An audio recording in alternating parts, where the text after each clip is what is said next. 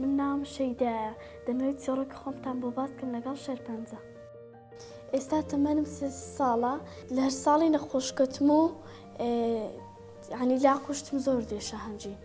هاتمە ئێرە فەحسیان بۆ کردم و دکتۆرەکان هەستیان بەو نەخۆشیە کرد و کە ڕێنماییان کردم و ئەمنیش جێبەجێم کرد و ئێستاش باش.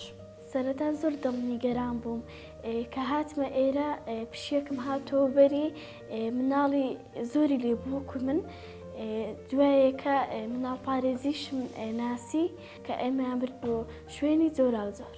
ئەوڕۆ ئەو خەناوکەیم دروست کرد ئەمەی بیرهینامەوە کە کاتە ناخۆشەکان داهاتمە ژوورێ خەناوکەوشتم دروست دەکرد.